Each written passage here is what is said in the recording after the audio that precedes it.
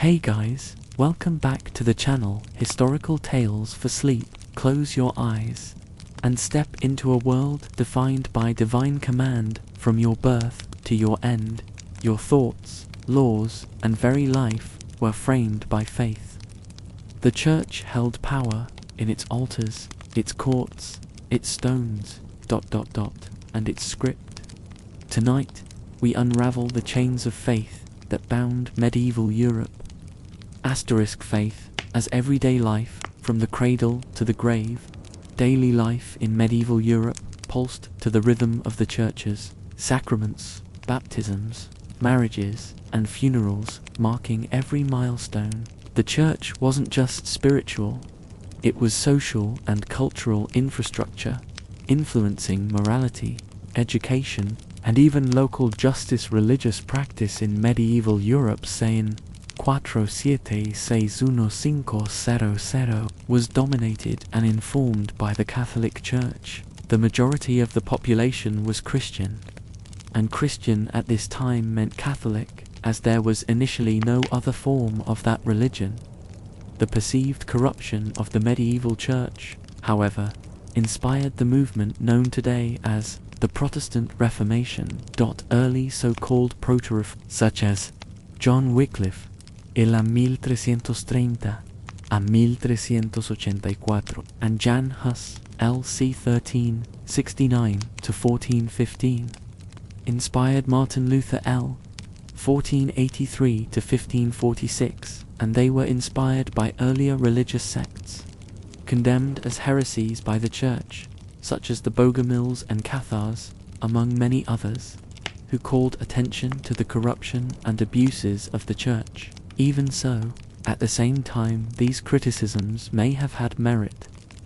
The church kept sight of its vision of working for the benefit of the people through its various institutions, caring for the sick, poor, widows and orphans, and providing educational and vocational opportunities for women. While it is true the church focused on regulating and defining an individual's life in the Middle Ages, even if one rejected its teachings, and the clergy were often not the most qualified, it was still recognized as the manifestation of God's will and presence on earth. The dictates of the church were not to be questioned, even when it seemed apparent that many of the clergy were working more in their own interests than those of God, because, even if God's instruments were flawed, it was understood that the Creator of the universe was still in control.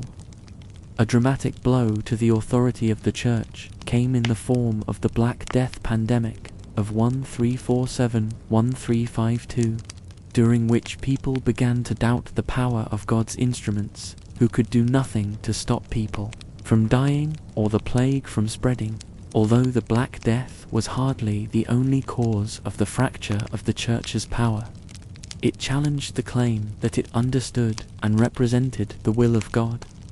This challenge went unanswered and encouraged clerics such as Wycliffe and Huss to question further, and, finally, Luther's objections, which launched the Protestant Reformation 1517 to 1648 and broke the power of the medieval church.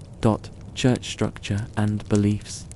The church claimed authority from God through Jesus Christ, who, according to the Bible, designated his apostle Peter as the rock upon which my church will be built, to whom he gave the keys of the kingdom of heaven. Matthew 16:18-19. Peter was therefore regarded as the first pope, the head of the church, and all others as his successors, endowed with the same divine authority. By the time of the Middle Ages, the church had an established hierarchy: pope, the head of the church; cardinals, advisors to the pope; administrators of the church; bishops, archbishops; ecclesiastical superiors over a cathedral or regent; priests; ecclesiastical authorities over a parish, village, or town; church monastic orders; religious adherents in monasteries supervised by an abbot, abbessether. Church maintained the belief that Jesus Christ was the only begotten Son of the one true God, as revealed in the Hebrew Scriptures, and that those works which would become the Christian Old Testament prophesied Christ's coming. The date of the earth and history of humanity were all revealed through the scriptures which made up the Christian Bible, considered the Word of God and the oldest book in the world, which was understood as a handbook on how to live according to divine will and gain everlasting life in heaven upon one's death. Interpretation of the Bible, however, was too great a responsibility for the average person, according to the Church's teachings, and so the clergy was a spiritual necessity. In order to talk to God or understand the Bible correctly, one relied on one's priest, as that priest was ordained by his superior, who was, in turn, ordained by another, all under the authority of the Pope, God's representative on earth, the Church. Hierarchy reflected the social hierarchy. One was born into a certain class, followed the profession of one's parents, and died as they had. Social mobility was a rarity, since the Church taught that it was God's will one had been born into a certain set of circumstances, and attempting to improve one's life was tantamount to claiming God had made a mistake. People, therefore, accepted their lot and made the best of it. Church in daily life, the lives of the people of the Middle Ages, revolved around the Church. People, especially women, were known to attend church 3 to 5 times daily for prayer, and at least once a week for services, confession, and acts of contrition for repentance. The Church paid no taxes and was supported by the people of a town or city. Citizens were responsible for supporting the parish priest and church overall through a tithe of 10% of their income. Tithes paid for baptism ceremonies, confirmations, and funerals, as well as Saints' Day festivals and Holy Day festivals such as Easter celebrations. Further, they supported social institutions including poorhouses, orphanages, schools, and religious orders that could not support themselves. The center of a congregation's life in a small town church or city cathedral was not the altar but the baptismal font. This was a freestanding stone receptacle basin used for infant or adult baptism, often quite large and deep, which also served to determine a person's guilt or innocence when one was charged with a crime. To clear one's name, a person would submit to an ordeal in which one was bound and dropped into the font. If the accused floated, it was a clear indication of guilt. If the accused sank, it meant innocence, but the accused would often drown. Under the reign of the English king Ethelstan R. 924 to 939, the procedure for the ordeal was codified as law. There was also the ordeal of iron, in which the accused was forced to hold or carry a hot poker. If the person could hold the red-hot iron without burning and blistering their hands, they were innocent. There are no records of anyone being found innocent. The ordeal of water was also carried out by streams, rivers, and lakes. Women accused of witchcraft, for example, were often tied in a sack with their cat, thought to be their demonic familiar, and thrown into a body of water. If they managed to escape and come to the surface, they were found guilty and then executed, but they most often drowned. Ordeals, like executions, were a form of public entertainment and, as with festivals, marriages, and other events in community life, were paid for by the people's tithe to the church. The lower class, as usual, bore the brunt of the church's expenses, but the nobility was also required to donate large sums to the church to ensure a place for themselves in heaven, or to lessen their time in purgatory. The church's teachings on purgatory, an afterlife realm between heaven and hell where souls remained until they had paid for their sins, generated enormous wealth for various clergy who sold writs, known as indulgences, promising a shorter stay in purgatory for a price. Relics were another source of income, and it was common for unscrupulous clerics to sell fake splinters of Christ's cross, a saint's finger or toe, a vial of water from the Holy Land, or any number of objects which would allegedly bring luck or ward off misfortune. The teachings of the Church were a certainty to the people of the Middle Ages. There was no room for doubt, and questions were not tolerated. One was either in the Church or out of it, and if out, one's interactions with the rest of the community were limited.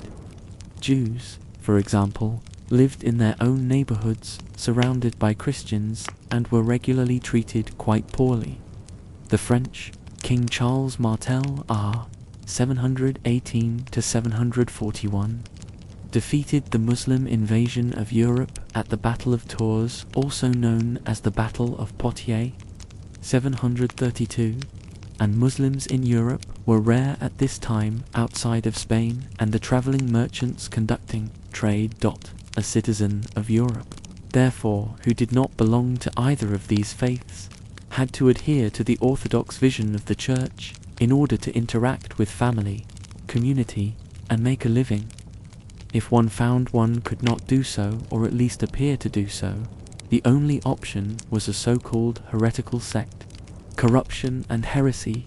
The heretical sects of the Middle Ages were uniformly responses to perceived corruption of the Church.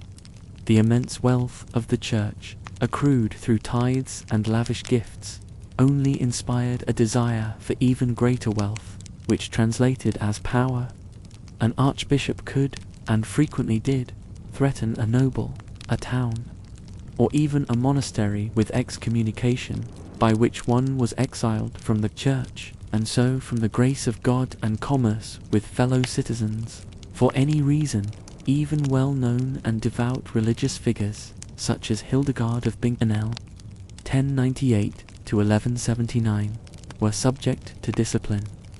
Along these lines, for disagreeing with an ecclesiastical superior, the priests were often corrupt and, in many cases, only held their position due to family influence and favour. Scholar G. G. Colton cites a letter of 1281 in which the writer warns how the ignorance of the priests precipitates the people into the ditch of error. 259, and later cites the correspondence of one Bishop Guillaume Lemaire from Angers, who writes the medieval mystic Marjorie Kemp L.C. 1342 to 1438 challenged the wealthy clerics to reform their corruption, while almost 200 years before, Hildegard of Bingen had done the same, as had men like John Wycliffe and Jan Hus. Some of those who objected to the policies of the Church joined alternate religious sects and attempted to live peacefully in their own communities. The best known of these were the Cathars of southern France, who, while they interacted with the Catholic communities they lived near or in, had their own services, rituals, and belief system. These kinds of communities were routinely condemned by the Church and destroyed, their members massacred, and whatever lands they had confiscated as Church property. Even an Orthodox community which adhered to Catholic teachings, such as the Beguines, was condemned because it was begun spontaneously as a response to the needs of the people and was not initiated by the Church. The Beguines were who lived as nuns and served their community, holding all possessions in common and living a life of poverty and service to others. But they were not approved by the Church and were therefore condemned.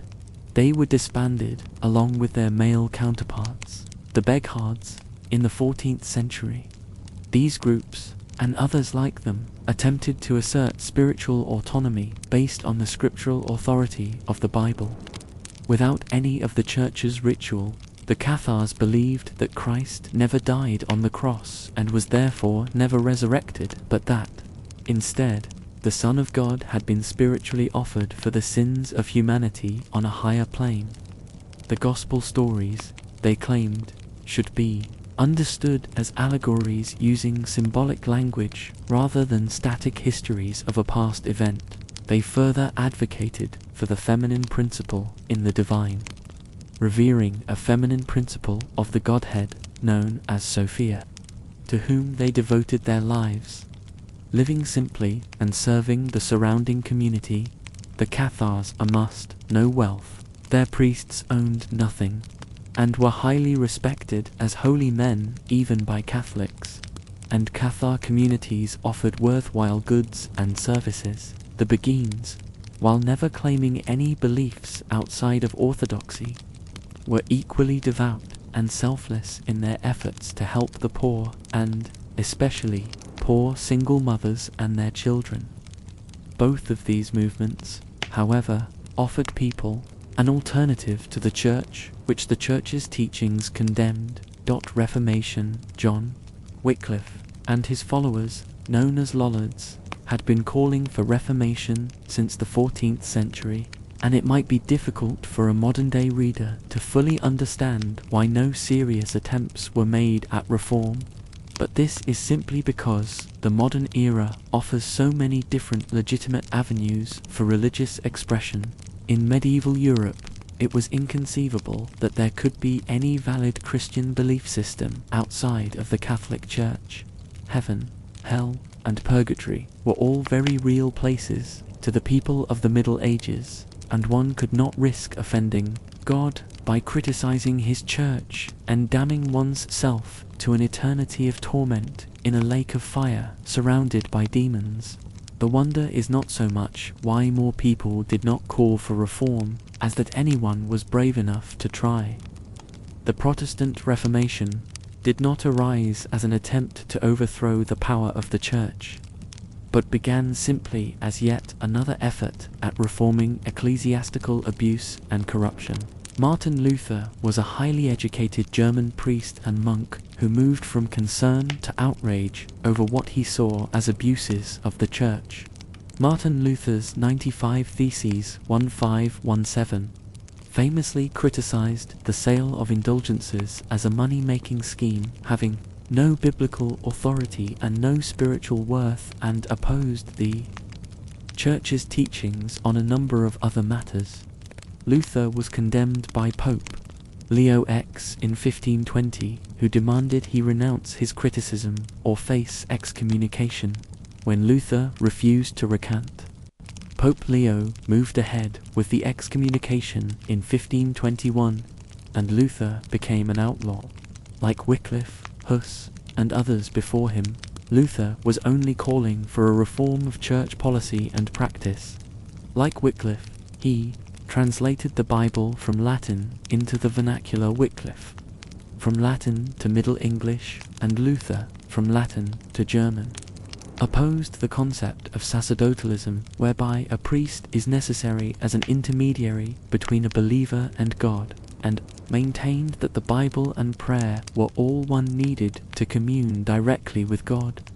In making these claims, of course, he not only undermined the authority of the Pope, but rendered that position, as well as those of the cardinals, bishops, archbishops, priests, and others, ineffectual and obsolete. According to Luther, salvation was granted by the grace of God, not by the good deeds of human beings, and so all of the works the Church required of people were of no eternal use, and only served to fill the Church's treasury and build their grand cathedrals. Owing to the political climate in Germany, and Luther's own charisma and clever use of the printing press, his effort at reform, unlike earlier initiatives, was successful. Other reformers, such as Huldrych Zwingli L. 1484–1531, and John Calvin L. 1509–1564, continued the movement in their own regions, and many others followed suit afterwards. Conclusion: the monopoly the Church held on religious belief and practice was broken, and a new era of greater spiritual freedom was begun. But it was not without cost. In their zeal to throw off the authority of the medieval Church, the newly liberated protesters destroyed monasteries, libraries, and cathedrals, the ruins of which still dot the European landscape in the present day. The Church, as its own representatives understood at the Council of Trent, had failed to be its best, and its clergy was frequently characterized far more by a love of worldly goods and pleasures than spiritual pursuits. But at the same time, as noted above, the Church had initiated hospitals, colleges, and universities, social systems for the care of the poor and the sick, and maintained religious orders which allowed women an outlet for their spirituality, imagination, and ambitions. These institutions became especially important during the Black Death pandemic of 1347 to 1352, when the Church did its best to care for the sick and dying when no one else would. The Protestant Reformation, unfortunately, destroyed much of the good the medieval Church had done in reacting to what reformers understood as corruption and its perceived failure to meet the challenge of providing a reason and solution for the plague outbreak. Eventually, the different movements would organize into the Christian Protestant sects recognizable today: Lutherans, Presbyterians, Episcopalians, and so on, and set up their own institutes of higher learning, hospitals, and social programs. When the Reformation began, there was only the Church, the monolithic powerhouse of the Middle Ages, which afterwards became only one option of Christian religious expression among many.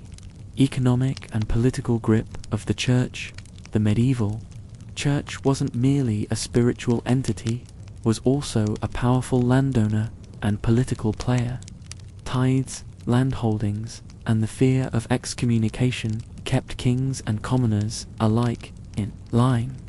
The Church's wealth rivaled that of any noble house. Reasons why the medieval Church was so powerful after the fall of the Roman Empire in the 5th century. The medieval Church saw a rise in status and power. With Roman Catholic ideals, the Church in the medieval ages was seen as an intermediary between God and the people, as well as the idea that clergy were the so-called gatekeepers to heaven, filled people with a combination of respect, awe, and fear. This was coupled with there being a power vacuum in Europe. No monarchy rose to fill the space left. Instead, the medieval Church began to grow in power and influence, eventually becoming the dominant power in Europe, although this was not without struggle. Like the Romans, they had their capital in Rome, and they had their own emperor, the Pope. The Catholic Church in medieval times was extremely wealthy. Monetary donations were given by many levels of society, most commonly in the form of a tithe, a tax which normally saw people give roughly 10% of their earnings to the Church. The Church placed value on beautiful material possessions, believing art and beauty was for the glory of God. Churches were constructed by fine craftsmen and filled with precious objects to reflect the Church's high status within society. This system was not without fault. Whilst greed was a sin, the Church made sure to financially profit where possible. The sale of indulgences, papers which promised absolution from sin yet to be committed and an easier route to heaven, proved increasingly controversial. Martin Luther later attacked the practice in his 95 Theses. However, the Church also was one of the main distributors of charity at the time, giving alms to those in need and running basic hospitals, as well as temporarily housing travelers and providing places of shelter and sanctity. Education. Many clergy had some level of education. Much of the literature produced at the time came from the Church, and those who entered the clergy were offered the chance to learn to read and write. A rare opportunity in the agrarian society of the medieval period. Monasteries in particular often had schools attached, and monastic libraries were widely regarded as some of the best. Then, as now, education was a key factor in the limited social mobility offered in medieval society. Those accepted into the monastic life also had a more stable, more privileged life than ordinary people. Community. By the turn of the millennia, c. 1000 AD society was increasingly orientated around the church. Parishes were made up of village communities, and the church was a focal point in people's lives. Church-going was a chance to see people. There would be celebrations organized on saints' days, and holy days were exempt from work. Power. The church demanded that all accept its authority. Dissent was treated harshly, and non-Christians faced persecution. But increasingly, sources suggest that many people did not blindly accept all church teachings. Monarchs were no exception to papal authority, and they were expected to communicate with and respect the Pope, including monarchs of the day. The clergy swore allegiance to the Pope rather than to their king. Having the papacy on side during a dispute was important. During the Norman invasion of England, King Harold was excommunicated for supposedly going back on a holy pledge to support William of Normandy's invasion of England. The Norman invasion was blessed as a holy crusade by the papacy. Excommunication remained a sincere and worrying threat to monarchs of the time, as God's representative on earth. The Pope could prevent souls from entering heaven by casting them out of the Christian community. The very real fear of hell, as often seen in doom paintings, kept people in line with doctrine and ensured obedience to the Church. The Church could even mobilize Europe's most wealthy people to fight on their behalf. During the Crusades, Pope Urban II promised eternal salvation to those who fought in the name of the Church in the Holy Land. Kings, noblemen and princes fell over themselves to take up the Catholic standard in the quest to reclaim Jerusalem. Church versus state. The size, wealth and power of the Church led to increasingly great corruption in the course of the Middle Ages. In response to this dissent, a rose eventually formed around a 16th century German priest, Martin Luther. Luther's prominence brought together disparate groups opposed to the Church and led to the Reformation, which saw a number of European states, particularly in the north, finally break away from the central authority of the Roman Church. Although they remained zealously Christian, the dichotomy between church and state remained and remains a point of contention, and by the late Middle Ages, there were increasing challenges to the Church's power. Martin Luther formally recognized the idea of the doctrine of two kingdoms, and Henry VIII was the first major monarch in Christendom to formally separate from the Catholic Church. Despite these changes in the balance of power, the Church retained authority and wealth across the world, and the Catholic Church is believed to have well over 1 billion adherents in the modern world. Part 3. Monasteries. The Mines Chains monasteries served as intellectual strongholds, with monks preserving knowledge through manual transcription and controlling who could read. The act of illumination wasn't just decorative, it was power, and literacy was its tool. Christianity in the Middle Ages. Christianity in the Middle Ages covers the history of Christianity from the fall of the Western Roman Empire c. 476. The end of the period is variously defined depending on the context. Events such as the conquest of Constantinople by the Ottoman Empire in 1453, Christopher Columbus's first voyage to the Americas in 1492, or the Protestant Reformation in 1517 are sometimes used. In Christianity's ancient Pentateuch, 5 patriarchies held special eminence: the sees of Rome, Constantinople, Jerusalem, Antioch, and Alexandria.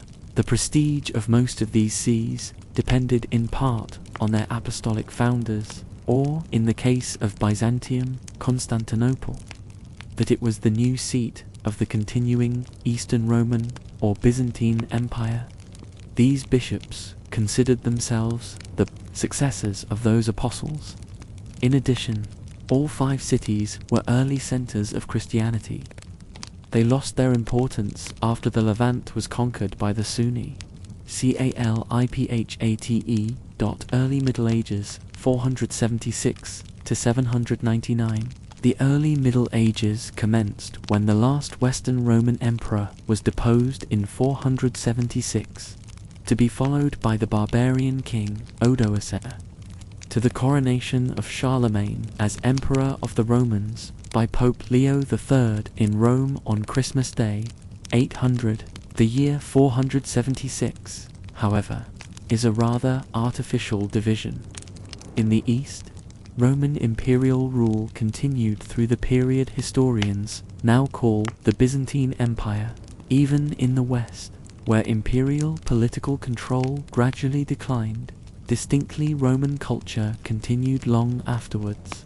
Thus, historians today prefer to speak of a transformation of the Roman world rather than a fall of the Roman Empire. The advent of the early Middle Ages was a gradual and often localized process whereby, in the West, rural areas became power centers whilst urban areas declined. With the Muslim invasions of the 7th century, the Western, Latin, and Eastern, Greek areas of Christianity began to take on distinctive shapes. Whereas in the East, the Church maintained its strength. In the West, the bishops of Rome, i.e. the popes, were forced to adapt more quickly and flexibly to drastically changing circumstances. In particular, whereas the bishops of the East maintained clear allegiance to the Eastern Roman Emperor, the Bishop of Rome, while maintaining nominal allegiance to the Eastern Emperor, was forced to negotiate delicate balances with the barbarian rulers of the former Western provinces. Although the greater number of Christians remained in the East, the developments in the West would set the stage for major developments in the Christian world during the later centuries. Early medieval papacy after the Italian peninsula fell into warfare and turmoil due to the barbarian tribes. The Emperor Justinian I attempted to reassert imperial dominion in Italy from the east against the Gothic aristocracy. The subsequent campaigns were more or less successful, and an imperial exarchate was established for Italy, but imperial influence was limited. The Lombards then invaded the weakened peninsula, and Rome was essentially left to fend for itself. The failure of the East to send aid resulted in the popes themselves feeding the city with grain from papal estates, negotiating treaties, paying protection money to Lombard warlords, and, failing that, hiring soldiers to defend the city. Eventually the popes turned to others for support, especially the Franks. Spread beyond the Roman empires, the political boundaries of the Roman Empire diminished and then collapsed in the West. Christianity spread beyond the old borders of the empire and into lands that had never been under Rome. Beginning in the 5th century, a unique culture developed around the Irish Sea, consisting of what today would be called Wales and Ireland. In this environment, Christianity spread from Roman Britain to Ireland, especially aided by the missionary activity of St. Patrick with his first order of patrician clergy, active missionary priests accompanying or following him, typically Britons or Irish ordained by him and his successors. Patrick had been captured into slavery in Ireland, and following his escape and later consecration as bishop, he returned to the isle that had enslaved him so that he could bring them the gospel. Soon, Irish missionaries such as Columba and Columbanus spread this Christianity, with its distinctively Irish features, to Scotland and the continent. One such feature was the system of private penitence, which replaced the former practice of penance as a public rite Anglo-Saxons. English, although southern Britain had been a Roman province. In 407, the imperial legions left the Isle, and the Roman elite followed. Sometime later that century, various barbarian tribes went from raiding and pillaging the island to settling and invading. These tribes are referred to as the Anglo-Saxons, predecessors of the English. They were entirely pagan, having never been part of the empire, and although they experienced Christian influence from the surrounding peoples, they were converted by the mission of St. Augustine, sent by Pope Gregory the Great. The majority of the remaining British population converted from Christianity back to their pagan roots. Contrary to popular belief, the conversion of Anglo-Saxons to Christianity was incredibly slow. The Anglo-Saxons had little interest in changing their religion and even initially looked down upon Christianity due to conquering the Christian British people decades earlier. It took almost a century to convert only the aristocracy of the Anglo-Saxons to Christianity, with many still converting back to paganism. After this, the common folk took a few hundred more years to convert to Christianity, and their reasoning for converting was in large part due to the nobility.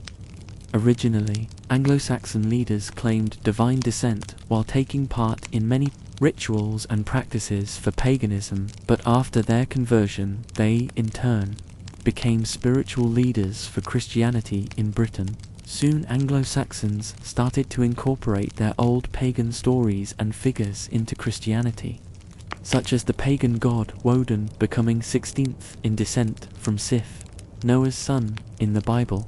Later, under Archbishop Theodore, the Anglo-Saxons enjoyed a golden age of culture and scholarship. Soon, important English missionaries such as S.S. Wilfrid, Willibrord, Lullas, and Boniface would begin evangelizing their Saxon relatives in Germany. The largely Christian Gallo-Roman inhabitants of Gaul, modern France, were overrun by Germanic Franks in the early 5th century. The native inhabitants were persecuted until the Frankish king Clovis I converted from paganism to Roman Catholicism in 496. Clovis insisted that his fellow nobles follow suit, strengthening his newly established kingdom by uniting the faith of the rulers with that of the ruled. Frisians of the Low Countries in 698. The Northumbrian Benedictine monk Willibrord was commissioned by Pope Sergius I as Bishop of the Frisians in what is now the Netherlands. Willibrord established a church in Utrecht. Much of Willibrord's work was wiped out when the pagan Bod, king of the Frisians, destroyed many Christian centres between 716 and 719. In 717, the English missionary Boniface was sent to aid Willibrord, re-establishing churches in Frisia and continuing to preach throughout the pagan lands of Germany. Boniface was killed by pagans in 754. Iconoclasm as a movement began within the Eastern Christian Byzantine Church in the early 8th century, following a series of heavy military reverses against the Muslims. There was a Christian movement in the 8th and 9th centuries against the worship of imagery, caused by worry that the art might be idolatrous. Sometime between 726 and 730, the Byzantine Emperor Leo III the Isaurian ordered the removal of an image of Jesus prominently placed over the chalk gate, the ceremonial entrance to the Great Palace of Constantinople, and its replacement with a cross. This was followed by orders banning the pictorial representation of the family of Christ, subsequent Christian saints, and biblical scenes. In the West, Pope Gregory III held to synods at Rome and condemned Leo's actions. In Leo's realms, the Iconoclast Council at Hieria, 754, ruled that the culture of holy portraits, see icon, was not of a Christian origin and therefore heretical. The movement destroyed much of the Christian Church's early artistic history, to the great loss of subsequent art and religious historians. The iconoclastic movement itself was later defined as heretical in 787 under the Seventh Ecumenical Council, but enjoyed a brief resurgence between 815 and 842. Apocalyptic thought further. Information. Last Judgment section, Catholicism, and Last Judgment section, Eastern Orthodoxy according to historian James T. Palmer. In the early Middle Ages, Christians had a strong emphasis on the imminent return of Christ, judgment, and the end of the world, stimulating the desire to get it right before the judgment. Apocalyptic thought in the early Middle Ages was commonplace and mainstream, and an important factor in the way that people conceptualized, stimulated, and directed change. Apocalyptic thought, understood properly, essentially becomes a powerful part of reform. Discourse about how best to direct people, individually and collectively, towards a better life on earth. Even when people saw divine punishment, maybe in attacks by Huns or raids by Vikings, they felt compelled to change behavior, rather than to wallow in fatalistic self-pity. High Middle Ages, 800–1300, Carolingian Renaissance. The Carolingian Renaissance was a period of intellectual and cultural revival during the late 8th century and 9th century, mostly during the reigns of Charlemagne and Louis the Pious.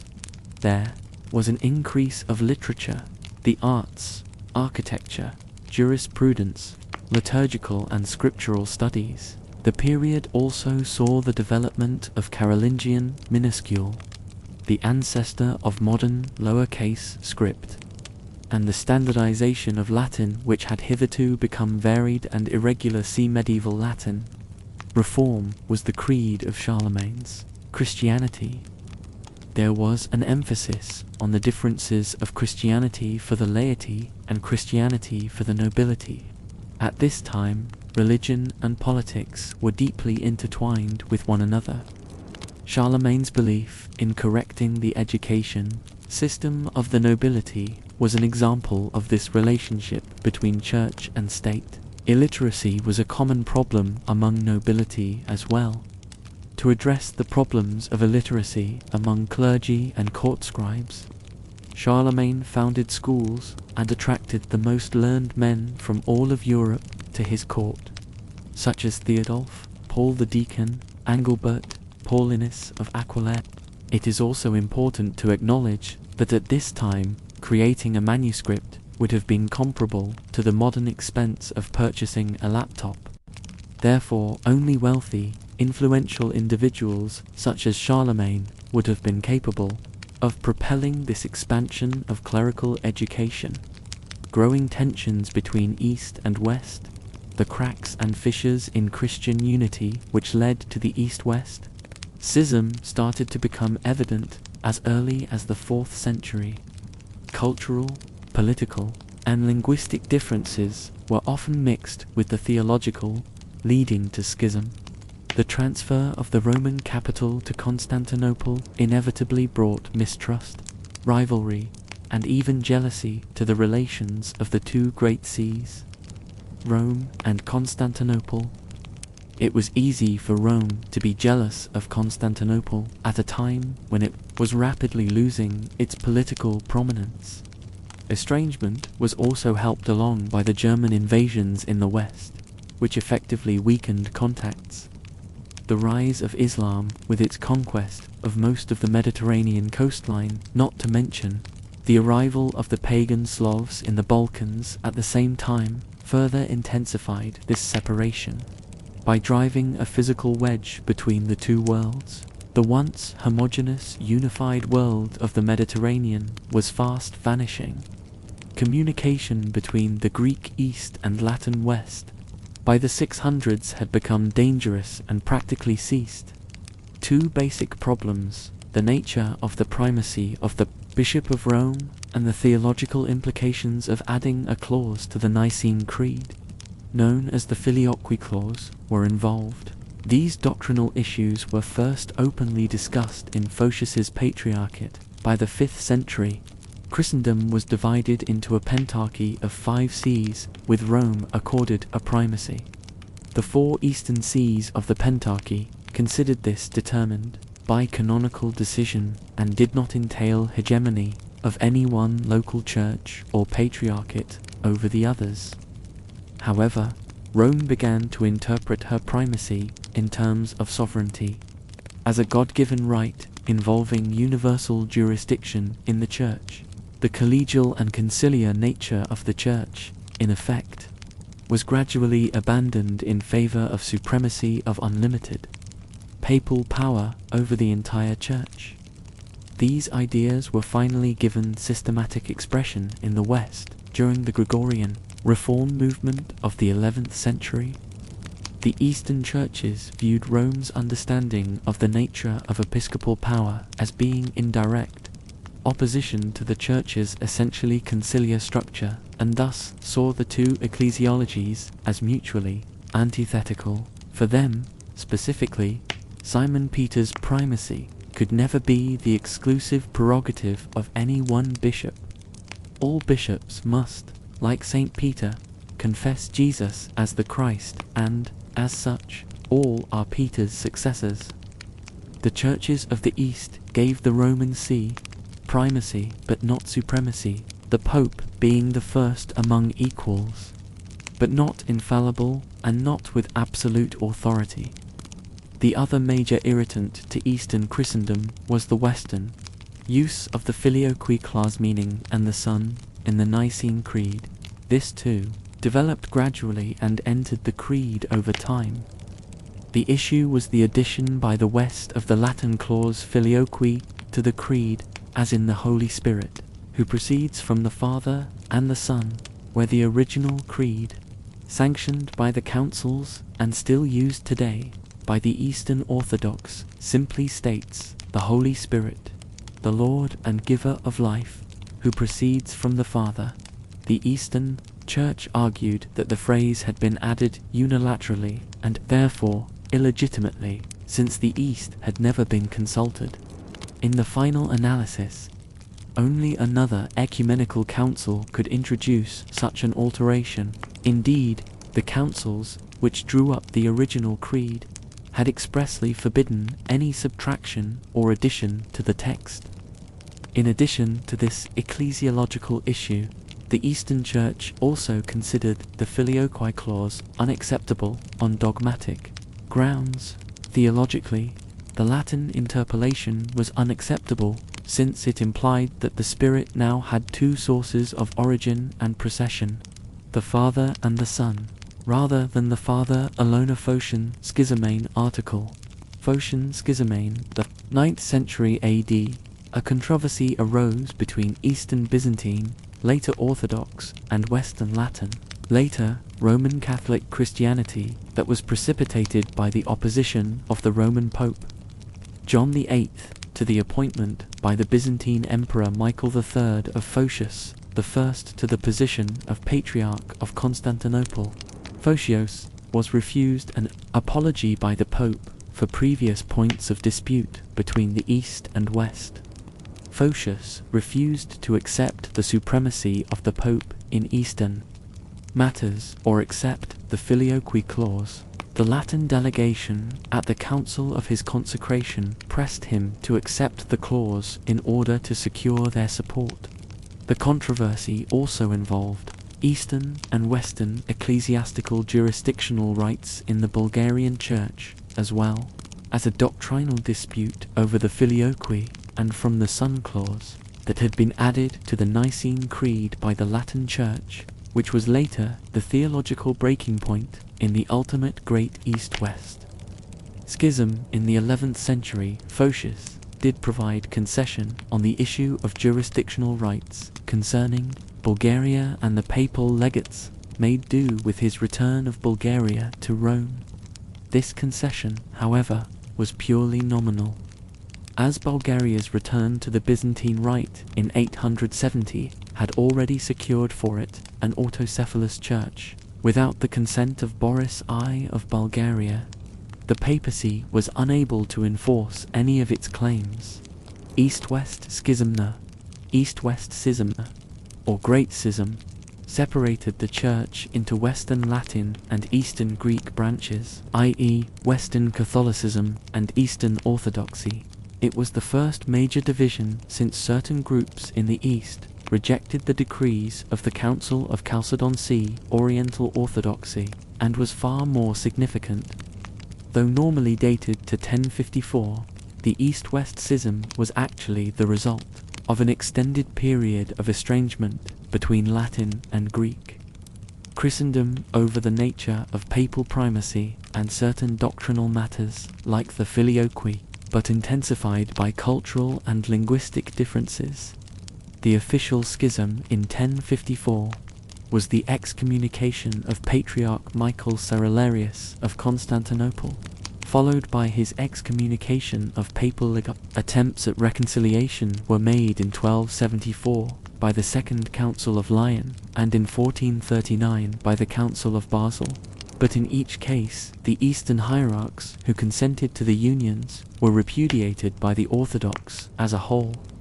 Though reconciliation was achieved between the West and what are now called the Eastern Rite Catholic Churches, more recently, in 1965, the mutual excommunications were rescinded by the Pope and the Patriarch of Constantinople. Though schism remains, both groups are descended from the early Church. Both acknowledge the apostolic succession of each other's bishops and the validity of each other's sacraments. Though both acknowledge the primacy of the Bishop of Rome, Eastern Orthodoxy understands this as a primacy of honor with limited or no ecclesiastical authority in other dioceses. The Orthodox East perceived the papacy as taking on monarchical characteristics that were not in line with the Church's traditional relationship with the emperor. The final breach is often considered to have arisen after the capture and sacking of Constantinople by the Fourth Crusade in 1204. Crusades against Christians in the East by Roman Catholic crusaders was not exclusive to the Mediterranean though. See also the Northern Crusades and the Battle of the Ice, the sacking of Constantinople, especially the Church of Holy Wisdom and the Church of the Holy Apostles, and establishment of the Latin Empire as a seeming attempt to supplant the Orthodox Byzantine Empire in 1204 is viewed with some rancor to the present day. Many in the East saw the actions of the West as a prime determining factor in the weakening of Byzantium. This led to the empire's eventual conquest and fall to Islam. In 2004, Pope John Paul II extended a formal apology for the sacking of Constantinople in 1204. The apology was formally accepted by Patriarch Bartholomew of Constantinople. Many things that were stolen during this time, holy relics, riches, and many other items, are still held in various Western European cities, particularly Venice. From the 6th century onward, most of the monasteries in the West were of the Benedictine order. Owing to the stricter adherence to a reformed Benedictine rule, the Abbey of Cluny became the acknowledged leader of Western monasticism from the later 10th century. Cluny created a large federated order in which the administrators of subsidiary houses served as deputies of the Abbot of Cluny and answered to him.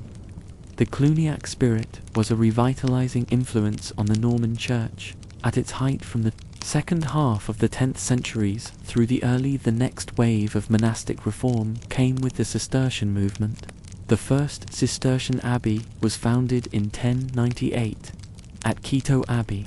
The keynote of Cistercian life was a return to a literal observance of the Benedictine rule, rejecting the developments of the Benedictines. The most striking feature in the reform was the return to manual labor and especially to fieldwork. Inspired by Bernard of Clairvaux, the primary builder of the Cistercians, they became the main force of technological diffusion in medieval Europe. By the end of the 12th century, the Cistercian houses numbered 500, and at its height in the 15th century, the order claimed to have close to 750 houses. Most of these were built in wilderness areas, and played a major part in bringing such isolated parts of Europe into economic cultivation. A third level of monastic reform was provided by the establishment of the mendicant orders, commonly known as friars. Mendicants live under a monastic rule with traditional vows of poverty, chastity, and obedience, but they emphasize preaching, missionary activity, and education in a secluded monastery. Beginning in the 12th century, the Franciscan order was instituted by the followers of Francis of Assisi, and thereafter the Dominican order was begun by Saint Dominic. Investiture controversy. The investiture controversy, or lay investiture controversy, was the most significant conflict between secular and religious powers in medieval Europe. It began as a dispute in the 11th century between the Holy Roman Emperor Henry IV and Pope Gregory VII concerning who would appoint bishops' investiture. The end of lay investiture threatened to undercut the power of the empire and the ambitions of noblemen for the benefit of church reform. Bishops collected revenues from estates attached to their bishopric. Noblemen who held lands fiefdoms hereditarily passed those lands on within their family. However, because bishops had no legitimate children, when a bishop died it was the king's right to appoint a successor. So, while a king had little recourse in preventing noblemen from acquiring powerful domains via inheritance and dynastic marriages, a king could keep careful control of lands under the domain of his bishops. Kings would bestow bishoprics to members of noble families whose friendship he wished to secure. Furthermore, if a king left a bishopric vacant, then he collected the estate's revenues until a bishop was appointed, when in theory he was to repay the earnings. The infrequence of this repayment was an obvious source of dispute. The Church wanted to end this lay investiture because of the potential corruption, not only from vacant sees, but also from other practices such as simony. Thus, the investiture contest was part of the Church's attempt to reform the episcopate and provide better pastoral care. Pope Gregory VII issued the Dictatus Poppae, which declared that the Pope alone could appoint or depose bishops, or translate them to other sees. Henry IV's rejection of the decree led to his excommunication and a ducal revolt. Eventually, Henry received absolution after dramatic public penance, barefoot in alpine snow and cloaked in a hair-shirt sea walk to Canassa, though the revolt and conflict of investiture continued. Likewise, a similar controversy occurred in England between King Henry I and Saint Anselm, Archbishop of Canterbury, over investiture and ecclesiastical revenues collected by the king during an episcopal vacancy.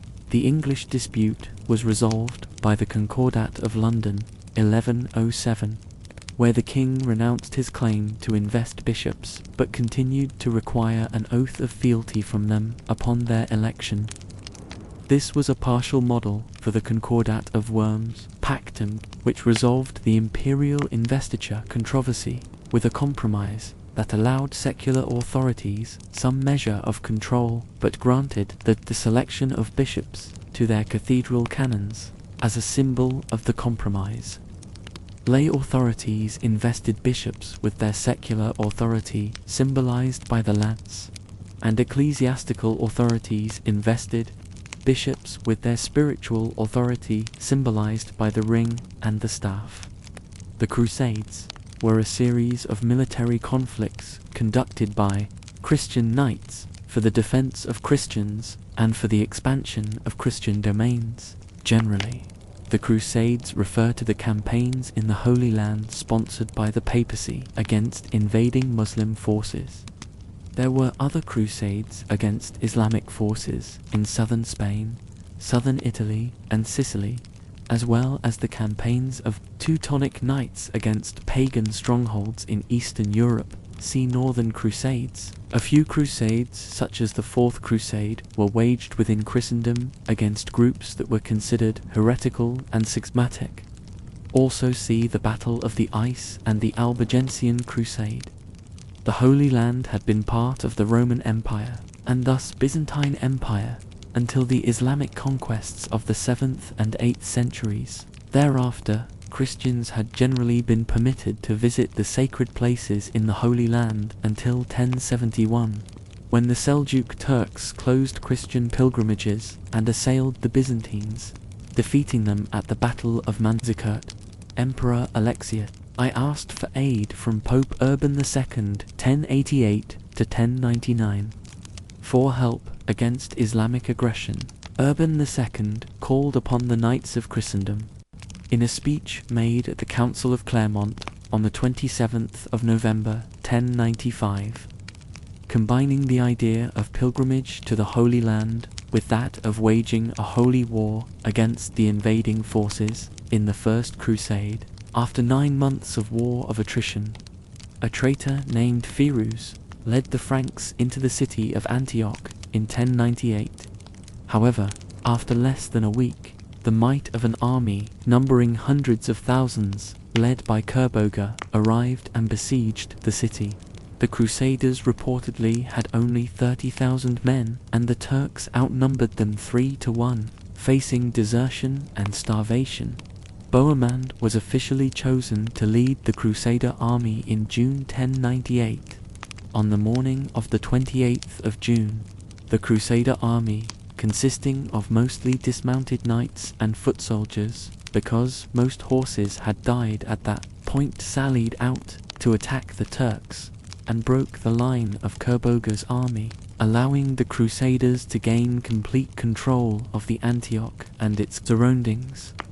The Second Crusade occurred in 1145, when Edessa was retaken by Islamic forces. Jerusalem would be held until 1187 and the Third Crusade. Famous for the battles between Richard the Lionheart and Saladin, the Fourth Crusade, begun by Innocent III in 1202, intended to retake the Holy Land but was soon subverted by Venetians, who used the forces to sack the Christian city of Zara. Innocent excommunicated the Venetians and Crusaders. Citation needed. Eventually the Crusaders arrived in Constantinople, but due to strife which arose between them and the Byzantines, citation needed, the Crusaders sacked Constantinople and other parts of Asia Minor, rather than proceeding to the Holy Land, effectively establishing the Latin Empire of Constantinople in Greece and Asia Minor. This was effectively the last crusade sponsored by the papacy. Later crusades were sponsored by individuals. Thus, though Jerusalem was held for nearly a century, and other strongholds in the Near East would remain in Christian possession much longer, the Crusades in the Holy Land ultimately failed to establish permanent Christian kingdoms. The Europeans' defeat can, in no small part, be attributed to the excellent martial prowess of the Mameluke and Turks, who both utilized agile mounted archers in open battle and Greek fire in siege defense. However, ultimately it was the inability of the Crusader leaders to command coherently that doomed the military campaign. In addition, the failure of the missionaries to convert the Mongols to Christianity thwarted the hope for a Tartar-Frank alliance. The Mongols later on converted to Islam. Islamic expansion into Europe would renew and remain a threat for centuries, culminating in the campaigns of Suleiman the Magnificent in the 16th century. On the other hand, the Crusades in southern Spain, southern Italy, and Sicily eventually led to the demise of Islamic power in the regions.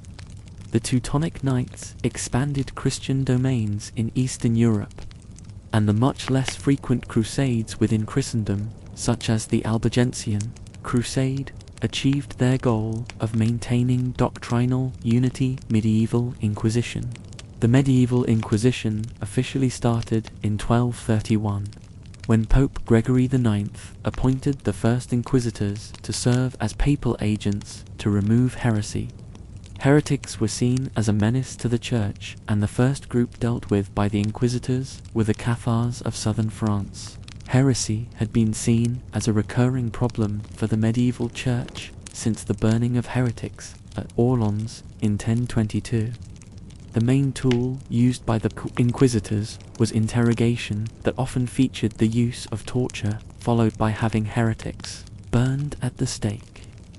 After about a century, this first medieval Inquisition came to a conclusion. A new Inquisition, called the Spanish Inquisition, was created by King Ferdinand and Queen Isabella in order to consolidate their rule. This new Inquisition was separated from the Roman Church and the Inquisition that came before it. At first, it was primarily directed at Jews who converted to Christianity, because many were suspicious that they did not actually convert to Christianity. Later it spread to targeting Muslims and the various peoples of the Americas and Asia. The Inquisitions, in combination with the Albigensian Crusade, were fairly successful in suppressing heresy. Modern Western universities have their origins directly in the medieval church. They began as cathedral schools, and all students were considered clerics. This was a benefit, as it placed the students under ecclesiastical jurisdiction and thus imparted certain legal immunities and protections. The cathedral schools eventually became partially detached from the cathedrals and formed their own institutions, the earliest being the University of Paris, c. 1150, the University of Bologna, 1088, and the University of Oxford, 1096. Though, by 800 Western Europe was ruled entirely by Christian kings, Central and Eastern Europe remained areas of missionary activity. In the 9th century SS, Cyril and Methodius had extensive missionary activities among the Slavic peoples, translating the Bible and liturgy into Slavonic. In the 9th and 10th centuries, Christianity made great inroads into Central and Eastern Europe. The evangelization, or Christianization, of the Slavs was strongly supported by one of Byzantium's most learned churchmen of the Eastern Roman Empire, also called Byzantine Empire, Patriarch Photius. The Byzantine Emperor Michael III chose Cyril and Methodius in response to a request from Rastislav, the King of Moravia, who wanted missionaries that could minister to the Moravians in their own language. The two brothers spoke the Slavonic vernacular, local for the region of Thessaloniki, still very close to the original Proto-Slavic, and translated the Bible and many of the prayer books. As in the later centuries, the translations prepared by them were copied by speakers of other early Slavic dialects. Different local variants evolved as recensions of the later Church, Slavonic, literary and liturgical language. Some of the disciples, namely Nome of Preslav, Clement of Ohrid, Saint Angela, and Sava, returned to Bulgaria, where they were welcomed by the Bulgarian Tsar Boris I, who viewed the Slavonic liturgy as a way to counteract Greek influence in the country. In a short time, the disciples of Cyril and Methodius managed to prepare and instruct the future Slavic clergy into the Glagolitic alphabet and the biblical texts, where also the early Cyrillic alphabet was developed in the late 9th century. Bulgaria was officially Christianized in 864 and was recognized as a patriarchate by Constantinople in 927. The first one after the 5 original patriarchates forming the Pentarchy from the late Roman Empire that the Serbs were accounted Christian. As of about 870, Serbian Patriarchate was recognized by Constantinople in 1346. The baptism of Kiev in the 988 spread Christianity throughout Kiev and Rus, establishing Christianity in the predecessor state of Belarus, Russia and Ukraine. The much later Russian Patriarchate was recognized by Constantinople in 1589. The missionaries to the Slavs had subsequent success, in part because they used the people's native language rather than Latin as the Roman priests did, or Greek. Mission to Great Moravia when King Rastislav of Moravia asked Byzantium for teachers who could minister to the Moravians in their own language. Byzantine Emperor Michael III chose two brothers, Cyril and Methodius. As their mother was a Slav from the hinterlands of Thessaloniki, the two brothers had been raised speaking the local Slavonic vernacular. Once commissioned, they immediately set about creating an alphabet, the Cyrillic script. They then translated the scripture and the liturgy into Slavonic. This Slavic dialect became the basis of Old Church Slavonic, which later evolved into Church Slavonic, which is the common liturgical language still used by the Russian Orthodox Church and other Slavic Orthodox Christians. The missionaries to the East and South Slavs had great success in part because they used the people's native language rather than Latin or Greek. In Great Moravia, Constantine and Methodius encountered Frankish missionaries from Germany representing the Western or Latin branch of the Church, and more particularly representing the Holy Roman Empire as founded by Charlemagne, and committed to linguistic and cultural uniformity. They insisted on the use of the Latin liturgy, and they regarded Moravia and the Slavic peoples as part of their rightful mission field. When friction developed, the brothers, unwilling to be a cause of dissension among Christians, traveled to Rome to see the Pope, seeking an agreement that would avoid quarreling between missionaries in the field. Constantine entered a monastery in Rome, taking the name Cyril, by which he is now remembered. However, he died only a few weeks thereafter. Pope Adrian II gave Methodius the title of Archbishop of Sirmium, now Sremska Mitrovica, in Serbia, and sent him back in 869, with jurisdiction over all of Moravia and Pannonia, and authorization to use the Slavonic liturgy. Soon, however, Prince Ratislav, who had originally invited the brothers to Moravia, died, and his successor did not support Methodius. In 870, the Frankish king Louis and his bishops deposed Methodius at a synod at Ratisbon and imprisoned him for a little over 2 years. Pope John VIII secured his release, but instructed him to stop using the Slavonic liturgy. In 878, Methodius was summoned to Rome on charges of heresy and using Slavonic. This time, Pope John was convinced by the arguments that Methodius made in his defense and sent him back, cleared of all charges, and with permission to use Slavonic. The Carolingian bishop who succeeded him, Witching, suppressed the Slavonic liturgy and forced the followers of Methodius into exile. Many found refuge with Boris of Bulgaria, 852 to 889. Under whom they reorganized a Slavic-speaking church instead of Greek. Meanwhile, Pope John's successors adopted a Latin-only policy which lasted for centuries. Conversion of Bulgarius, of the disciples, namely Saint Clement, Saint Nome, who were of noble Bulgarian descent, and Saint Angela Ruiz, returned to Bulgaria, where they were welcomed by the energetic Bulgarian ruler Boris I, who viewed the Slavonic liturgy as a way to counteract Greek influence in the country. Prior to Christianity, the majority of Bulgaria was pagan. In 864, Boris I adopted Christianity from Constantinople, making it the official religion of Bulgaria. Shortly after, he gladly accepted the Christian missionaries into the country.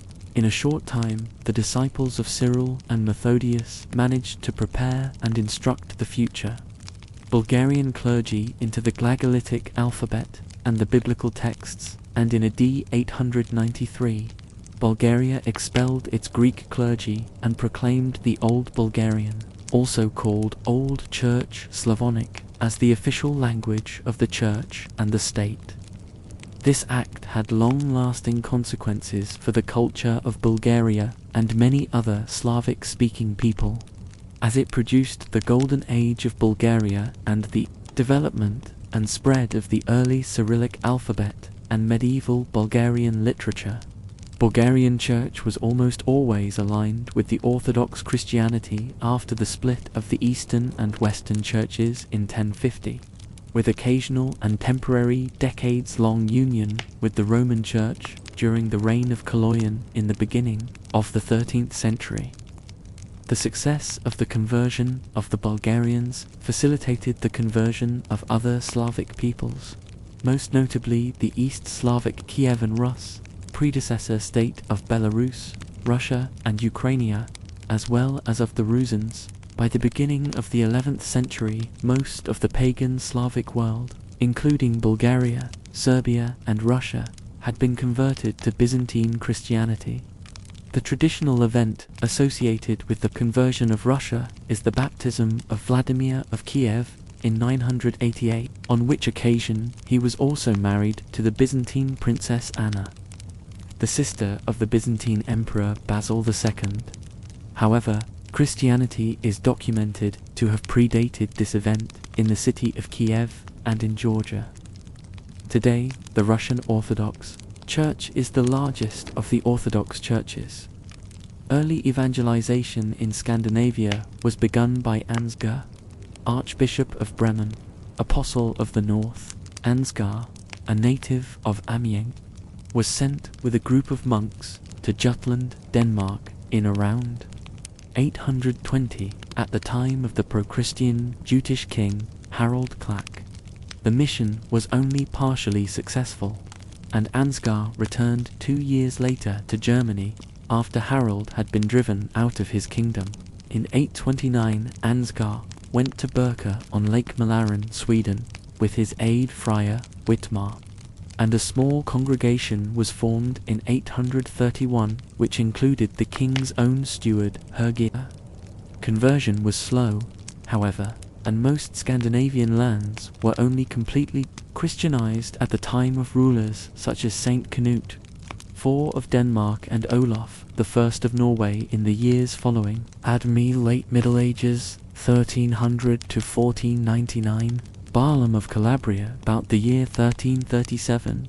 Hesychasm attracted the attention of a learned member of the Orthodox Church, Barlaam of Calabria, who at that time held the office of abbot in the monastery of St. Saviour's in Constantinople and who visited Mount Athos. Mount Athos was then at the height of its fame and influence under the reign of Andronicus III Palaeologus and under the first ship of the Protos, Simeon. On Mount Athos, Barlaam encountered hesychasts and heard descriptions of their practices. Also reading the writings of the teacher in Hesychasm of St. Gregory Palamas, himself an Athonite monk. Trained in Western scholastic theology, Barlaam was scandalized by Hesychasm and began to combat it both orally and in his writings. As a private teacher of theology in the Western scholastic mode, Barlaam propounded a more intellectual and propositional approach to the knowledge of God than the hesychasts taught. Hesychasm is a form of constant, purposeful prayer or experiential prayer, explicitly referred to as contemplation. Descriptions of the hesychist practices can be found in the Philokalia, The Way of a Pilgrim, and St. John Climacus, The Ladder of Divine Ascent. Barlaam took exception to as heretical and blasphemous the doctrine entertained by the hesychasts as to the nature of the uncreated light, the experience of which was said to be the goal of hesychast practice. It was maintained by the hesychasts to be of divine origin and to be identical to that light which had been manifested to Jesus' disciples on Mount Tabor at the Transfiguration. This Barlaam held to be polytheistic, inasmuch as it postulated to eternal substances, a visible and an invisible God. Gregory Palamazon, the hesychist side. The controversy was taken up by St. Gregory Palamas, afterwards Archbishop of Thessalonica, who was asked by his fellow monks on Mount Athos to defend hesychasm from the attacks of Barlaam. St. Gregory himself was well educated in Greek philosophy. St. Gregory defended hesychasm in the 1340s at 3 different synodies in Constantinople, and he also wrote a number of works in its defense. In these works, St. Gregory Palamos uses a distinction already found in the 4th century in the works of the Cappadocian Fathers. Between the energies or operations, gr, energies of God, and the essence, ousia, of God, see the essence energies distinction. Saint Gregory taught that the energies or operations of God were uncreated. He taught that the essence of God can never be known by his creations even in the next life, but that his uncreated energies or operations can be known both in this life and in the next, and convey to the hesychist in this life and to the righteous in the next life a true spiritual knowledge of God. See in Palamite theology, it is the uncreated energies of God that illumine the hesychist who has been vouchsafed an experience of the uncreated light. Palamas referred to this experience as an apodictic Aristotle validation of God rather than a scholastic, contemplative, or dialectical validation of God. Synods in 1341. The dispute came before a synod held at Constantinople and was presided over by the Emperor Andronicus. The synod, taking into account the regard in which the writings of the pseudo-Dionysius were held, condemned Barlaam, who recanted and returned to Calabria, afterwards becoming a bishop in the Roman Catholic Church. One of Barlaam's friends, Gregory Akindanos, who originally was also a close friend of St. Gregory Palamas, took up the controversy, and 3 other synods on the subject were held, at the second of which the followers of Barlaam gained a brief victory, but in 1351, at a synod under the presidency of the Emperor John VI, Cantacuzenus, hesychist doctrine was established as the doctrine of the Orthodox Church. Aftermath up to this day, the Roman Catholic Church has never fully accepted hesychist, especially the distinction between the energies or operations of God and the essence of God, and the notion that those energies or operations of God are uncreated. In Roman Catholic theology as it has developed since the scholastic period c. 1100 to 1500, the essence of God can be known, but only in the next life. The grace of God is always created, and the essence of God is pure act, so that there can be no distinction between the energies or operations and the essence of God. See, for example, the Summa Theologia of St. Thomas Aquinas. Some of these positions depend on Aristotelian metaphysics. Views of modern historians, the contemporary historians, Cantacuzenus and Nicephorus, Gregoras deal very copiously with this subject, taking the hesychist and Barlaamite sides respectively. Respected fathers of the Church have held that these councils that agree that experiential prayer is orthodox refer to these as councils as ecumenical councils 8 and 9. Citation needed. Father John S. Romanitz, Hierotheos, Flacos of Navpactos, and the Very Rev. Professor Dr. George Metalinos, Professor of Theology at Athens, Greece, CGNOSIOLOGY, closing parenthesis, Avignon Papacy 1309 to 1378, and Western Schism 1378 to 1417. The Western Schism, or Papal Schism, was a prolonged period of crisis in Latin Christendom from 1378 to 1416, when there were 2 or more claimants to the See of Rome and there was conflict concerning the rightful holder of the papacy. The conflict was political, rather than doctrinal, in nature. In 1309, Pope Clement V, due to political considerations, moved to Avignon in southern France and exercised his pontificate there. For 69 years popes resided in Avignon rather than Rome. This was not only an obvious source of confusion but of political animosity, as the prestige and influence of the city of Rome waned without a resident pontiff. Though Pope Gregory XI, a Frenchman, returned to Rome in 1378, the strife between Italian and French factions intensified, especially following his subsequent death. In 1378, the conclave elected an Italian from Naples, Pope Urban VI. His intransigence in office soon alienated the French cardinals, who withdrew to a conclave of their own, asserting the previous election was invalid since its decision had been made under the duress of a riotous mob. They elected one of their own, Robert of Geneva, who took the name Pope Clement VII. By 1379, he was back in the Palace of Popes in Avignon, while Urban VI remained in Rome. For nearly 40 years, there were 2 papal curias and 2 sets of cardinals, each electing a new pope for Rome or Avignon when death created a vacancy. Each pope lobbied for support among kings and princes who played them off against each other, changing allegiance according to political advantage. In 1409, a council was convened at Pisa to resolve the issue.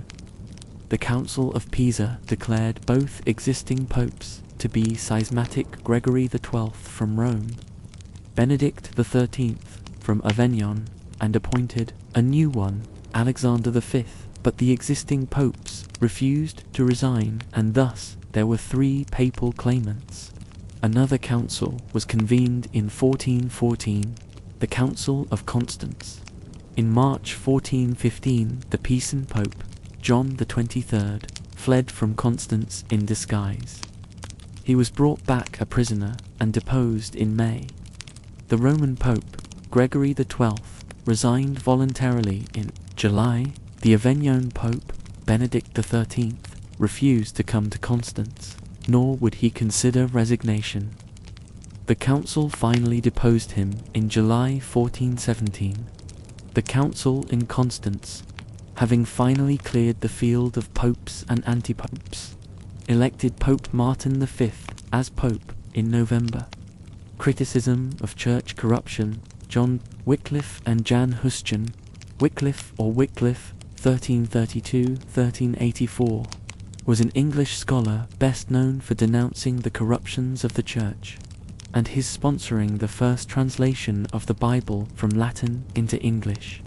He was a precursor of the Protestant Reformation.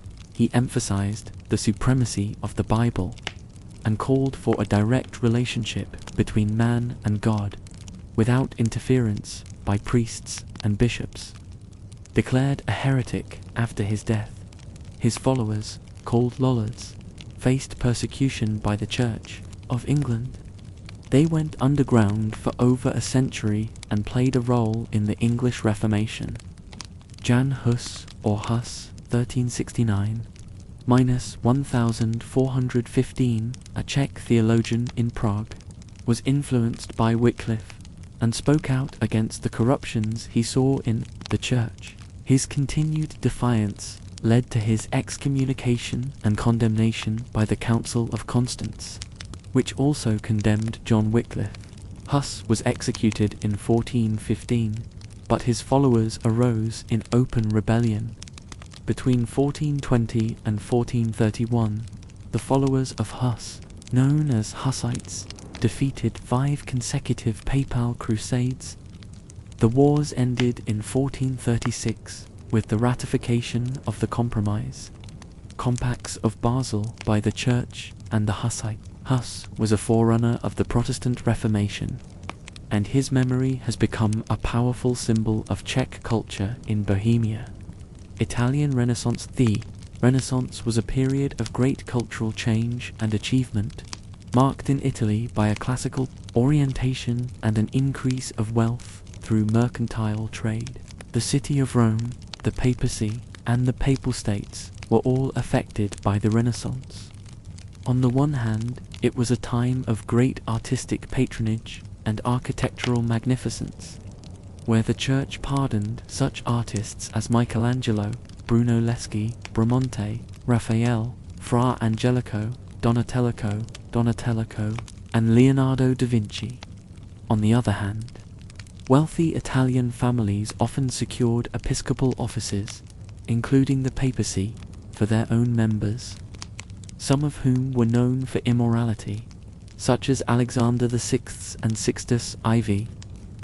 In addition to being the head of the church, the Pope became one of Italy's most important secular rulers, and pontiffs such as Julius II often waged campaigns to protect and expand their temporal domains. Furthermore, the popes, in a spirit of refined competition with other Italian lords, spent lavishly both on private luxuries but also on public works, repairing or building churches, bridges, and a magnificent system of aqueducts in Rome that still function today. It was during this time that St. Peter's Basilica, perhaps the most recognized Christian church, was built on the site of the old Constantinian Basilica. It was also a time of increased contact with Greek culture, opening up new avenues of learning, especially in the fields of philosophy, poetry, classics, rhetoric, and political science, fostering a spirit of humanism, all of which would influence the Church. Fall of Constantinople 1453. In 1453, Constantinople fell to the Ottoman Turks.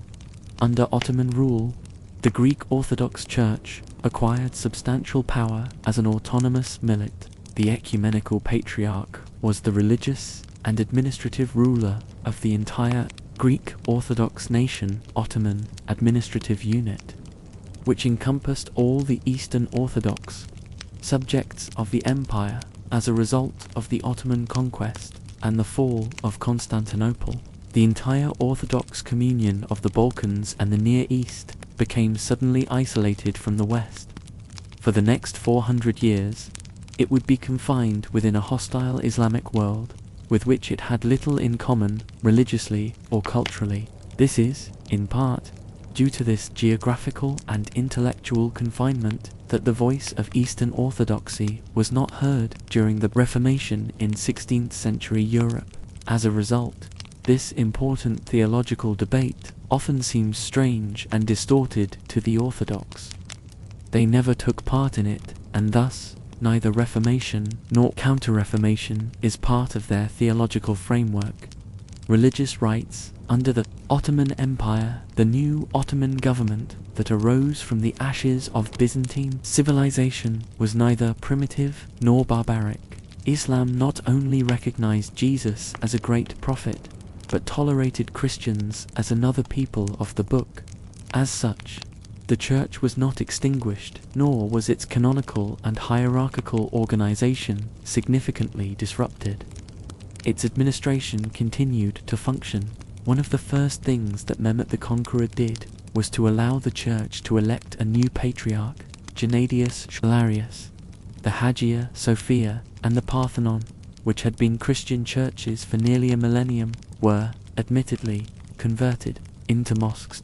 However, these rights and privileges, including freedom of worship and religious organization, were often established in principle, but seldom corresponded to reality. The legal privileges of the Patriarch and the Church depended, in fact, on the whim and mercy of the Sultan and the Sublime Porte.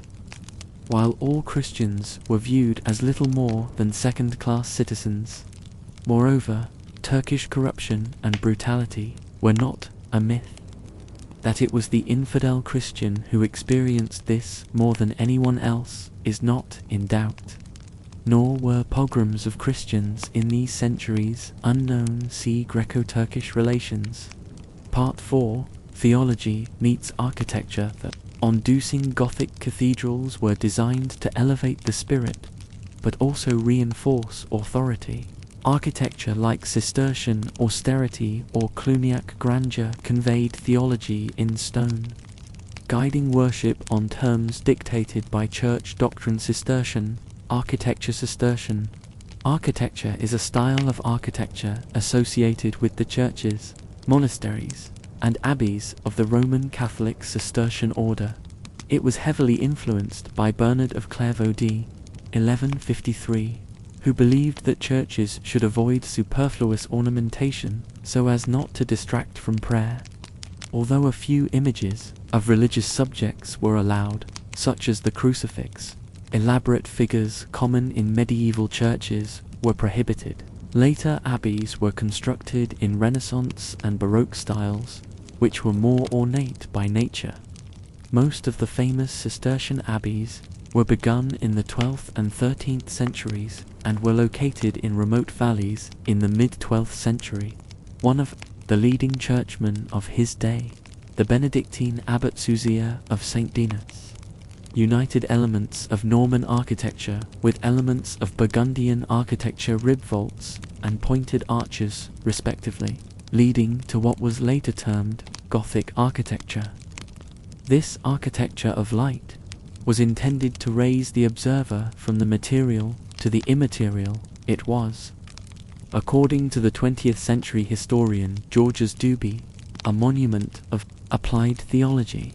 In order to achieve such moving effects, the interiors of many religious buildings were designed to be witnessed at specific times of the day, such as sunrise and sunset. Bernard saw much of church decoration as a distraction from piety, and in one of his letters he condemned the more vigorous forms of early 12th century decoration. But in the cloister, in the sight of the reading monks, what is the point of such ridiculous monstrosity, the strange kind of shapely shapelessness? Why these unsightly monkeys? Why these fierce lions? Why the monstrous centaurs? Why semi-humans? Why spotted tigers? Why fighting soldiers? Why trumpeting huntsmen? In short, there is such a variety and such a diversity of strange shapes everywhere that we may prefer to read the marbles rather than the books. These sentiments were repeated frequently throughout the Middle Ages, and the builders of the Cistercian monasteries had to adopt a style that observed the numerous rules inspired by Bernard's austere aesthetics. However, the order itself was receptive to the technical improvements of Gothic principles of construction and played an important role in its spread across Europe. This new Cistercian architecture embodied the ideals of the order and was, in theory at least, utilitarian and without superfluous ornament. There were prescriptions for liturgy and music. According to Matthias Untermen, there were no building regulations regarding architectural plans in an art historical sense, but rather an emphasis on poverty and simplicity as described in Cistercian monastic literature. A certain homogeneity resulted. Various buildings, including the chapter house to the east and the dormitories above, were grouped around a cloister and were sometimes linked to the transept of the church itself by a night stair. Usually, Cistercian churches were cruciform, with a short presbytery to meet the liturgical needs of the brethren, small chapels in the transepts for private prayer, and an aisled nave that was divided roughly in the middle by a screen to separate the monks from the lay brothers. The mother house of the order, Quito Abbey, had, in fact, developed the most advanced style of painting, at least in illuminated manuscripts, during the first decades of the 12th century, playing an important part in the development of the image of the tree of Jesse. However, Bernard of Clairvaux quickly gained influence in the order, since he was averse to imagery. Painting ceased and was finally banned altogether, probably from the revised rules approved in 1154. Crucifixes were allowed, and later some painting and decoration crept back in. Conrad Rudolph argues that Cistercian architecture after Clairvaux represents a compromise between Bernardine ideals and architectural monumentality. Construction, the building projects of the church in the High Middle Ages showed an ambition for the colossal, with vast amounts of stone being quarried, and the same was true of the Cistercian projects. Foigny Abbey was 98 meters, 322 feet long, and Vaucelles Abbey was 132 meters, 433 feet long. Monastic buildings came to be constructed entirely of stone, right down to the most humble of buildings. In the 12th and 13th centuries, Cistercian barns consisted of a stone exterior, divided into nave and aisles, either by wooden posts or by stone piers. The Cistercians acquired a reputation in the difficult task of administering the building sites for abbeys and cathedrals. Saint Bernard's own brother, a Kurd, is known to have supervised the construction of many abbeys, such as Himmerode Abbey in the Rhineland. Others were Raoul at St. Windermans, who later became abbot there.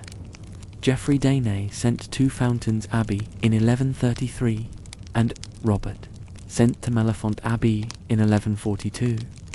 On one occasion, the abbot of La Trinette at Vendôme loaned a monk named John to the Bishop of Le Mans, Hilbert de Lavardin, for the building of a cathedral after the project was completed. John refused to return to his monastery.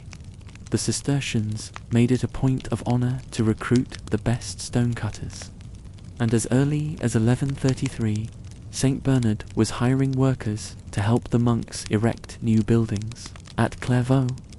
It is from the 12th century Byland Abbey in Yorkshire that the oldest recorded example of architectural tracing is found. Tracings were architectural drawings incised and painted in stone to a depth of 2 to 3 millimeters, showing architectural detail to scale. The first tracing in Byland illustrates a west rose window, while the second depicts the central part of that same window. Later, an idealized illustration from the latter half of the 16th century showed monks working alongside other craftsmen in the construction of Schono Abbey. Because of the variety found in Cistercian communities, historian Marcel Aubert concluded that, while there was a Cistercian spirit in architecture, there was never a Cistercian architectural style. The Cistercian order was quite innovative in developing techniques of hydraulic engineering for monasteries established in remote valleys in Spain. One of the earliest surviving houses, the Real Monasterio de Nuestra Señora de Rueda in Aragon, is a good example of such early hydraulic engineering, using a large water wheel for power and an elaborate water circulation system for central heating. Much of this practicality in Cistercian architecture, and indeed in the construction itself, was made possible by the order's own technological inventiveness. The Cistercians are known to have been skilled metallurgists, and as the historian Alling Elanderbrandenburg writes, the quality of Cistercian architecture from the 1120s onwards is related directly to the order's technological inventiveness. They placed importance on metal, both the extraction of the ore and its subsequent processing. At the Abbey of Fontenay, the forge is not outside, as one might expect, but inside the monastic enclosure. Metalworking was thus part of the activity of the monks and not of the lay brothers. It is probable that this experiment spread rapidly. Gothic architecture cannot be understood otherwise. Much of the progress of architecture depended on the mastery of metal, from its extraction to the cutting of the stone, especially in relation to the quality of the metal tools used in construction. Metal was also used extensively by Gothic architects from the 12th century on, in tie rods across arches, and later in the reinforced stone of the Rayonnant style. The other building material, wood, was in short supply after the drastic deforestation of the 10th and 11th centuries. The Cistercians acted with particular care in the careful management and conservation of their forests' legacy. The abbeys of France and England are fine examples of Romanesque and Gothic architecture. The architecture of Fontenay has been described as an excellent illustration of the ideal of self-sufficiency practiced by the earliest Cistercian communities. The abbeys of 12th century England were stark and undecorated, a dramatic contrast with the elaborate churches of the wealthier Benedictine houses. Yet, to quote Warren Hollister, Even now, the simple beauty of Cistercian ruins, such as fountains and Revo, set in the wilderness of Yorkshire, is deeply moving in the purity of architectural style, the beauty of materials, and the care with which the Alcobaça monastery was built. Portugal possesses one of the most outstanding and best preserved examples of early Gothic Poblet monastery. One of the largest in Spain, is considered similarly impressive for its austerity, majesty, and the fortified royal residence within. The fortified Maulbronn Abbey in Germany is considered the most complete and best preserved medieval monastic complex north of the Alps. The transitional Gothic style of its church had a major influence in the spread of Gothic architecture over much of northern and central Europe, and the abbey's elaborate network of drains, irrigation canals and reservoirs has since been recognized as having exceptional cultural interest.